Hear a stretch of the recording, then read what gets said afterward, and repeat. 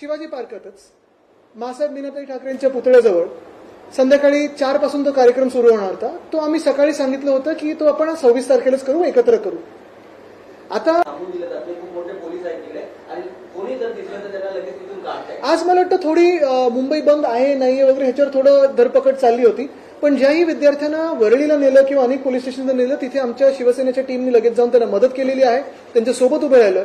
आणि परत आपल्याला एकदा सांगतो की शिवसेना ubtlegal@gmail.com ह्या ईमेल आयडीवर तुमच्या सगळ्या नोटिसेस, FIR कॉपीज आम्हाला पाठवा. ह्या आंदोलनाबद्दल आम्ही तुम्हाला मदत करायला उभं राहू.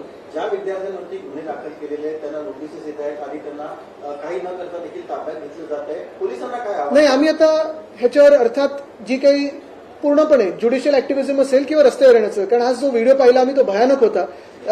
50 ग्रॅम जे काही ड्रग्स वगैरे, म्हणजे जे पोलीस ड्रग्स पकडले पाहिजेत ते प्लांट करतायत, धमकवतायत मुलांना की तुम्हाला, आणि लहान लहान मुलांना, तरुण मुलांना तुम्ही हे करता, कॉलेजच्या आणि शाळेच्या मुलांना असं धमकवता ड्रग्सची धमकी देऊन. म्हणजे तुम्ही त्यांना सांगितलं पाहिजे ड्रग्स पासून लांब राहा आणि तुम्ही सांगता त्यांना 50 ग्रॅमची पावडर टाकू. तुम्ही यांची देशभक्ती ग्राम्समध्ये मोजता. ही कसली दादागिरी चालवली आहे? आणि आतापर्यंत आम्ही आदर ठेवलेला आहे, संवेदनशीलता पाळलेली आहे, शांतीपूर्व आंदोलन झालेलं आहे. मी पोलिसांना एकच सांगतोय, उगीच धरपकड करू नका आणि असल्या फालतू धमक्या देऊ नका. आंदोलन चिघळलं तर ते कोणाच्या हातात राहणार नाही. आमची देशभक्ती ही तुम्ही ग्रॅम्समध्ये मोजू नका, तुम्हाला भारी पडेल.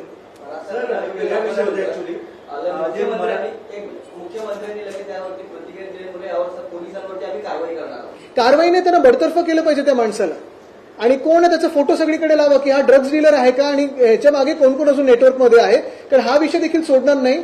उद्या आणि परवा जर कोणी धरपकड करण्याचा केलं, उद्या बघितलं आम्ही कार्यक्रम, तर मग आम्ही सगळे त्या पोलिसाच्या विरुद्ध आणि हे जी दादागिरी केली त्या पोलीस स्टेशनमधून कोणी, त्याच्या विरुद्ध सगळे महाराष्ट्रभर रस्त्यावर येऊ की फडणवीस साहेबांचे पोलीस असे वागत आहेत. सर, एक विषय वेगळा होता. ऍक्च्युली मुंबईमध्ये देखील जे खास करून मराठी पत्रकार त्यांना या सगळ्या ह्याच्यामध्ये ट्रोल केलं जातं, तर त्यावर आपलं वक्तव्य. ते मला वाटतं मी आपल्याला पहिल्यापासून सांगतो आणि हे मी नेहमी सांगितलेलं आहे. बघा, दिल्लीत काही पत्रकार असतील किंवा देशभरात अनेक पत्रकार असतील, त्यांना एक तो गोदी मीडियाचा लेबल लागलेला आहे. आता संजय राऊत साहेब सांगतात तसा डोंट कट इट. पण मी जे पाहिजे, नगरसेवक आणि अतिशय तळमळीने ह्या ठिकाणी नगरसेवक आपापले विषय मांडतात, प्रामाणिकपणे करत आहेत. अर्थात तुमच्या चॅनल बद्दल दुर्दैवाने अनेक ठिकाणी जसं जे राष्ट्रीय पातळीवर होतं तसं लेबल लावतात. पण आपण सर्वांनी काल परवाकडे पण सहकार्य केलेलं, तेवढंच कव्हरेज दिलेलं, तर त्याचा काही प्रॉब्लेम नाही.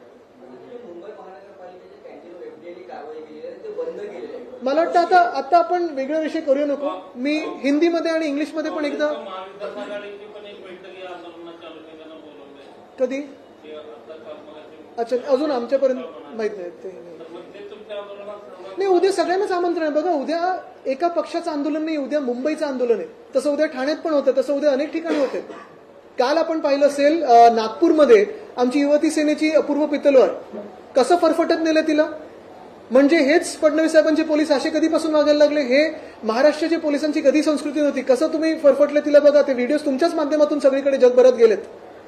म्हणजे ह्या वागणुकीमुळे आपला देश बदनाम होतोय. ही दडपशाही जी आहे, मी परत आपल्याला सांगतो, न्यूरमबर्ग ट्रायल्स काय होते हे जरा गुगल करून पाहावं या ऑफिसर्सनी. प्रकाश आंबेडकर मगाशी या सर्व आंदोलनाच्या अनुषंगाने असे म्हणाले की शरद पवार आणि मोदींच्या भेटीच्या अनुषंगाने त्यांनी स्पेसिफिक म्हणाले की या आंदोलन जर पुढे चांगलंच व्यवस्थित घेऊन जायचं असेल तर शरद पवारांना या सगळ्या. बघा, हे मोठी माणसात, मी यांच्याबद्दल काही बोलणार नाही. आम्ही उद्या सगळे जमत आहोत. ते सोनम वांगचुक हे ना जसं उचललं आणि आता तसं पाहिलं तर अटकेतच ठेवलेलं, अजून कोणाला भेटू देत नाहीत त्यांना हॉस्पिटलमध्ये म्हटलं तरी.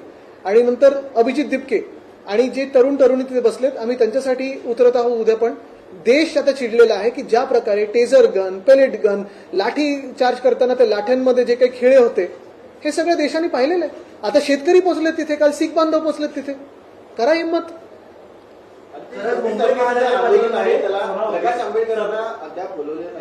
कशात?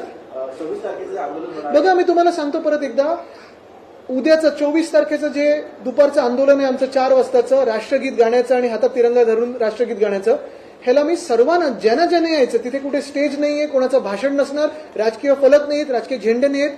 हे भारतीय नागरिकांचं, हिंदुस्थानी नागरिकांचं आंदोलन आहे आणि ते तसंच आम्ही करणार. उद्या ज्यांना कोणाला यायचं असेल त्यांनी यावं. अगदी जर फडणवीस साहेबांना वाटत असेल की त्यांच्या पण कोण ओळखीचं असेल जे नीट पेपरमध्ये अडकले होते किंवा मुलांचं भविष्य नीट झालं पाहिजे आणि मनातून त्यांना खरं वाटतच असेल केंद्राच्या भाजपविरुद्ध, पण त्यांनी पण यावं. सर आज आज तुम्ही हेडलाईन करू नका नाही तर परत उद्या मी देवेंद्रजी तुम्हाला बोललो तुम्ही आज मुंबई महानगरपालिकेची सभा होती. तिकडे आपण बघितलं की शिवसेनेचे आणि भाजपचे नगरसेवक समोरासमोर आले आणि खरं म्हणजे भाजपच्या नगरसेवकांनी ठाकरेंविरोधात आज मोठी घोषणाबाजी केली होती. मला वाटतं जी काही घोषणाबाजी त्यांना करायची ती करू दे, पण चंदा चोरीवर त्यांनी उत्तर दिलं पाहिजे. चंपतरायला कोणी अपॉइंट केलं, अनिल मिश्रानं कोणी अपॉइंट केलं, त्यांनी या नीटच्या आता या घोटाळ्यामध्ये 20 मुलांनी आत्महत्या केली आहे, त्याच्यावर उत्तर दिलं पाहिजे. का एवढा देश भडकलेला आहे त्याच्यावर उत्तर दिलं पाहिजे. सोनम वांगचुक जे उपोषण करत होते उत्तर दिलं पाहिजे की का त्यांना उपोषण करायची वेळ आणली.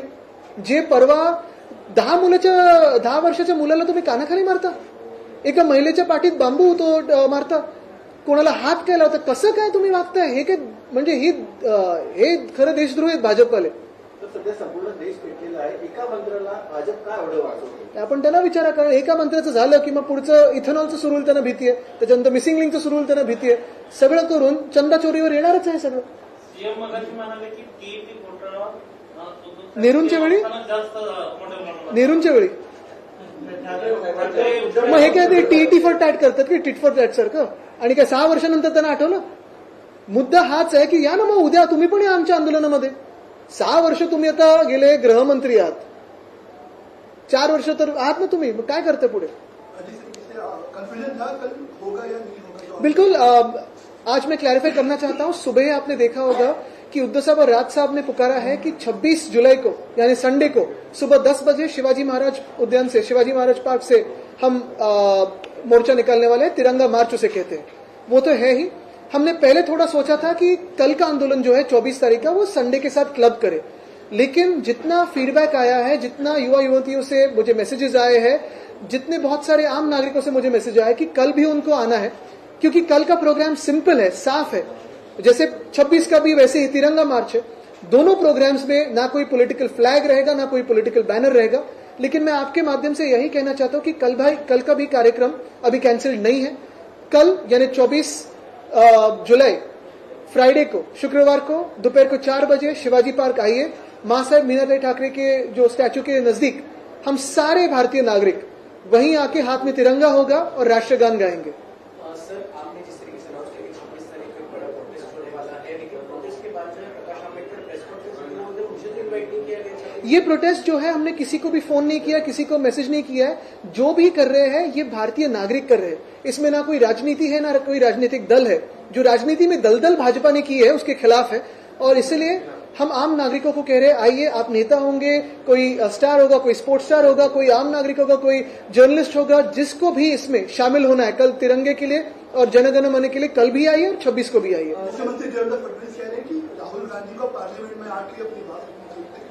मुझे लगता है पार्लियामेंट में जिन आम आदमियों को आना था, वहां नजदीक आके आपसे बात करनी थी, उनपे तो आपने गोलियां चलाई है. हमने देखा कि पीएम हाउस के बाहर जो अदानी कल्याण मार्ग है वहां कैसे आपने उनको उठाया है. तो फिर क्या बात करेंगे. और अगर आप बच्चों को, अगर देवेंद्र फडणवीस जी की जो भाजपा है वो किसानों को और विद्यार्थियों को दहशतवादी समझती है, तो क्या बात करोगे आप. नेशनल सिक्योरिटी स्टूडेंट पे ऐसा लगाओ जो लगाना है लगाओ. लेकिन आज आप देख रहे हो ये तो मशाल जग चुकी है हर एक दिल में कि ये अभी गुनाह जो है भाजपा ने किया हुआ हम माफ नहीं करेंगे. जो विद्यार्थियों को लाठी चलाई है, लाठी बरसाई है, गोलियां चलाई है, टीयर गैस चलाया है, ये कोई माफ नहीं करेगा. जितना भी सामने आके आना है आओ. कल भी हम वही कह रहे हैं, हाथ में तिरंगा है और गाने वाले राष्ट्रगीत है. रोकने की कोशिश करोगे आप. वर्दी को, राष्ट्रगीत को और तिरंगे को प्रोटेक्ट करना है, उस पर डंडे चलाने नहीं है. तो ये मैं सिर्फ उनको याद दिलाना चाहता हूं. धन्यवाद.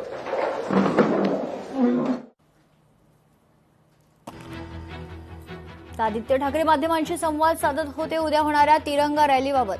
यावेळेस त्यांनी माहिती दिलेली आहे. उद्या सरकार विरोधात खरं तर मोठ्या संख्येनं तरुण या आंदोलनाला समर्थन करणार असल्याची माहिती त्यांनी दिली आहे. एकीकडे आदित्य ठाकरे यांनी पत्रकार परिषद घेऊन उद्या होणाऱ्या तिरंगा रॅलीची माहिती दिली आहे, तर दुसरीकडे मुंबई महानगरपालिकेत अजूनही गोंधळ कायम आहे. सत्ताधारी आणि विरोधक नगरसेवक आमने सामने आलेत. दिल्लीत सुरू असलेल्या आंदोलनाचे पडसाद आता मुंबई महानगरपालिकेत देखील पाहायला मिळतात.